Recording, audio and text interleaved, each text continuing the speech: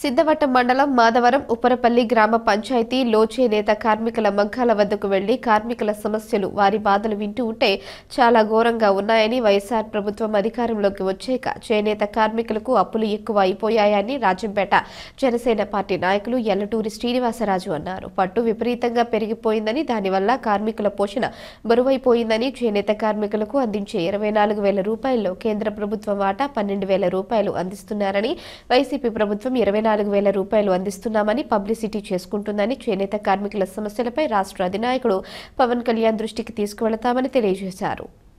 ఈ వైసీపీ ప్రభుత్వం వచ్చిన తర్వాత సర్వనాశనం చేసింది. ఎందుకంటే అందరికీ మా వైసీపీ పార్టీలోకి చేర్చుకొని ఈ మా చుట్టము ఇది మా బంధువులు అన్నట్టు అంత పవర్ రూమ్ హ్యాండ్ చేసింది. చేనేత రంగం అంటే కొన్నిటికే పరిమితించలేదు పవర్ రూమ్. చేనేత రంగానికి 17 రకాల చేనేత వస్త్రాలు తయారయ్యాయి. ఇప్పుడు అన్నీ కూడా పవర్ రూమ్ మీద పోయేప్పటికీ పవర్ రూమ్ మీద నాశనం చేసేసింది. దానికి తోడు ఈ పట్టు ఈ రకాల మీద ఏంటంటే రేట్లు పెంచేసి కిలో పట్టు 2,800 2,900 15,000 వరకు చేశారు. మేము జగనన్న చేనేతకు ఇస్తాను 24,000 అన్నది అది కొత్త బోగస్. దాంట్లో కేంద్రం 12,000 కేంద్రం పే చేస్తాను. పోయిన ఎలక్షన్కి ముందు టీడీపీ వాళ్ళు కూడాను మేము 12,000 యాడ్ చేసి 24,000 ఇస్తామన్నారు. దాన్ని అమలు చేస్తున్నారు. కానీ అంతా వీళ్ళు సొంత డబ్బాకు 24,000 ఇస్తాను అనేది అంత బోగస్. కేంద్రం నుండి వచ్చేది 12,000 లెక్క. అది వీళ్ళు వాడుకొని ఎప్పటికో చేస్తున్నారు. ఆ లెక్క కూడా దానికి కూడా ఒక కాల్కులేషన్ ఉంది. ఒక మొగ్గానికి సంవత్సరానికి 60 కేజీలు పట్టు కావాలి. ఉదాహరణకు 3,000 రూపాయలు దొరికే పట్టు 8,000 9,000 రూపాయలు చేస్తే మొత్తం టోటల్ మీద 60 కేజీల మీద ఎంత అవుతుంది? 3 లక్షల చిల్లర 3,70,000 ఎంత అవుతుంది?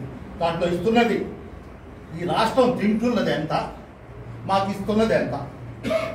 24,000 రూపాయలు మాకు చేనేతకు మేము చేనేతను అదుకుంటున్నామని చెప్పి మా దగ్గర 2,40,000 మా సొమ్ము తింటున్నది. ఉన్న రంగాన్ని నాశనం చేసి వ్యవస్థలను నాశనం చేసి సర్వనాశనం చేసింది. పౌర్ణం అంటే చేతకానుడు కూడా ఆ పౌర్ణం మీద బయట ఉండదు. ఇప్పుడు ఏప్రిల్ దొమ్మల నెల దొమ్మల మడుగు పొరుతుడు అంత పౌర్ణం. ఇక్కడ మాత్రమే చేనేత పరిశ్రమ. రంగులకు సబ్సిడీ లేదు, నూలుకు సబ్సిడీ లేదు, రంగులకు సబ్సిడీ లేదు. మాస్టర్ వ్యవస్థ ఈ క్లస్టర్లు ఇవన్నీ పెట్టారు. ఇవంతా వాళ్ళ హ్యాండ్ఓవర్లో ఉంది. ఉన్నవాడు సంపాదించుకుంటున్నాడు, కూలోడు ఇంకా కోసం ఇప్పుడు గంజి చిరంజీవిని ఆపో చైర్మన్ చేస్తామనేది మంగళగిరిలో ఆఫర్ ఇచ్చాడు జగన్. అది కూడా జరిగేది కాదు.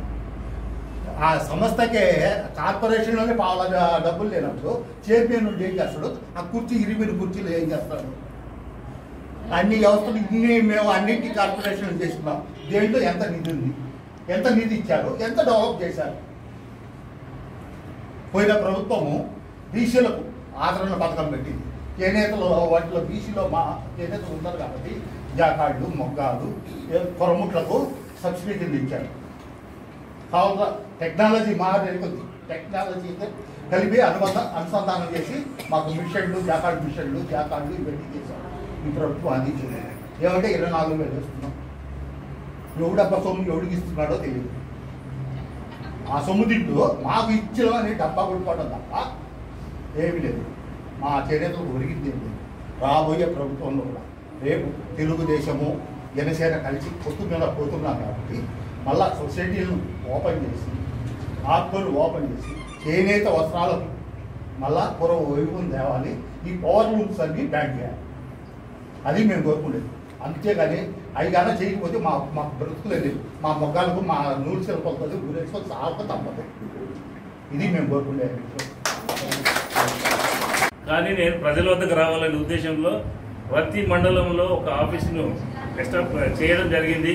ఇక్కడికి వచ్చిన చేనేత కార్మికులకు, జన సైనికులకు, జనసేన నాయకులకు, నా మండల్ జనసేన నాయకులు వీళ్ళు కొన్ని సంవత్సరాలుగా పోరాటం చేస్తున్నారు. పాపం నిజంగా వాళ్ళకి నేను వెనుదనగా ఉండి వాళ్ళకు ఎప్పుడు కూడా అందుబాటులో ఉండి వాళ్ళ ద్వారా మీ సమస్యలు తీర్చేదానికి నేను జనసేన పార్టీలో చేరాను. మీకు అందరికి కూడా ఎప్పుడు అందుబాటులో ఉంటాను. ఎటువంటి